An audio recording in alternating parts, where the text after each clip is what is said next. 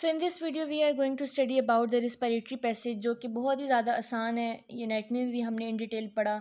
हमें ये पता है कि जो जितना भी पाथवे है ना रिस्पिरेटरी का, ट्रेकिया से लेके अंदर एल्वुलाई तक, ये सारा एक पैसेज है जो कि कैरी करके ला रहा है अपने साथ एयर को। एयर के अंदर ऑक्सीजन है, ऑक्सीजन जो है वो एल्वुलाई पे आके गैसेस एक्सचेंज करती है, जिसकी वजह से जो है हमारे पास ऑक्सीजन जो है रेड ब्लड सेल्स के थ्रू बॉडी के अंदर एंटर हो जाती है।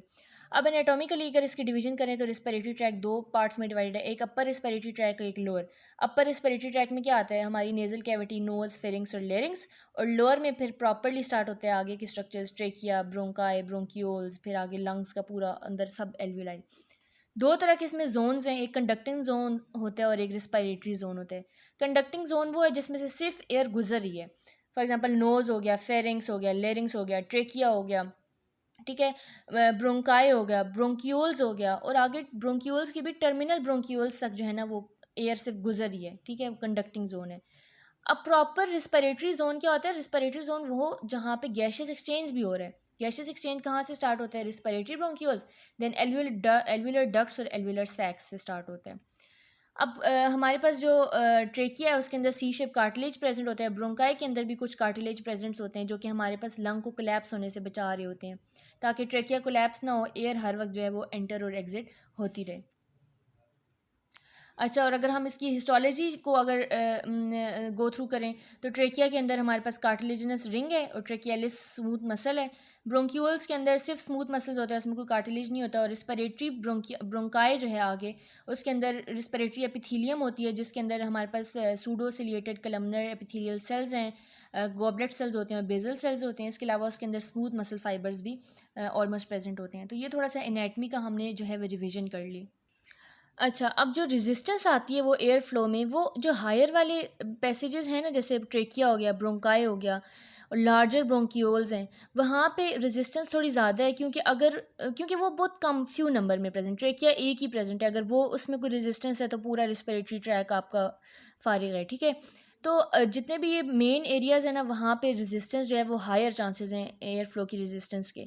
लेकिन अगर स्मॉलर स्ट्रक्चर्स देखे जाएँ, रिस्पिरेटरी ब्रोंक्यूल्स देख लें या आगे हमारे पास एल्वुलाई देख लें, एक तो वो बहुत ज़्यादा नंबर में प्रेजेंट है, दूसरी बात उनका सरफेस एरिया वो बहुत ज़्यादा कवर कर रहे होते हैं, जिसकी वजह से उनके अंदर रेजिस्टेंस के चांसेस जो हैं वो बहुत कम होते हैं, कि वो बहुत कम ऐसा होता है कि वो रिस्पिरेटरी सिस्टम को डिस्ट्रेस की तरफ लेके जाएँ।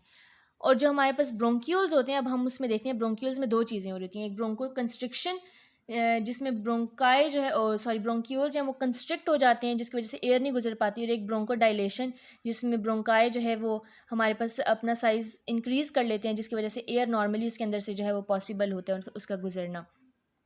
तो अब हम नर्व कंट्रोल देखते हैं कि किस तरह ये कंट्रोल होते हैं। दो तरह का नर्वस सिस्टम होता है, एक सिंपैथेटिक, एक पैरासिम्पैथेटिक।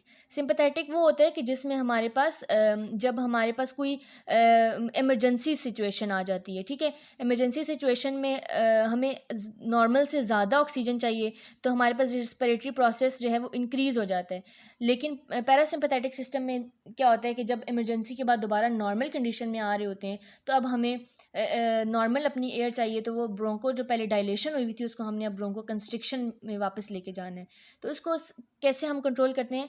अब ब्रोंको डायलेशन को कंट्रोल करने के लिए हमारे पास एड्रीनल मेड्यूला में सिंपैथेटिक स्टिमुलेशन सेंटर्स हैं, एपिनेफ्रिन और नॉर एपिनेफ्रिन रिलीज़ करते हैं वो, और वो जाके ब्लड के अंदर बीटा एड्रेजिनिक रिसेप्टर्स रिलीज़ करते हैं ब्रोंक्यूल्स के अंदर, ठीक है। और वो क्या कराते हैं, ब्रोंक्यूल्स का साइज़ इंक्रीज़ कराते हैं, ब्रोंको डायलेशन, जिसकी वजह से ज़्यादा एयर जो है वो ब्रोंकाई और ब्रोंक्यूल्स के अंदर से गुजर पाती है।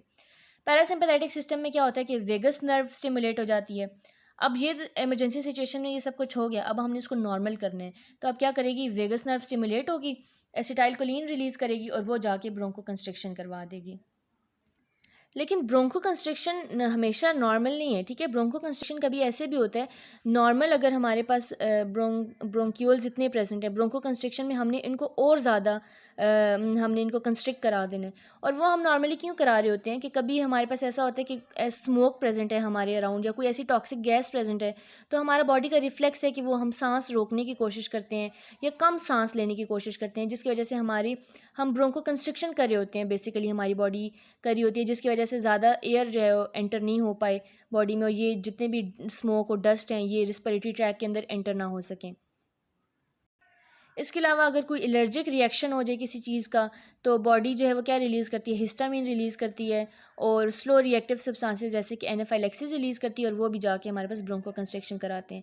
सो बात ये थी मेन कि ब्रोंको डायलेशन किस तरह रेगुलेट हो रही है और ब्रोंको कंस्ट्रिक्शन किस तरह रेगुलेट हो रही है। एक तो पैरासिम्पथेटिक नर्वस सिस्टम के थ्रू, एक जो है वो हमारे पास अगर कोई टॉक्सिक सब्सटेंस आ जाए तब, और एक एलर्जिक रिएक्शंस में।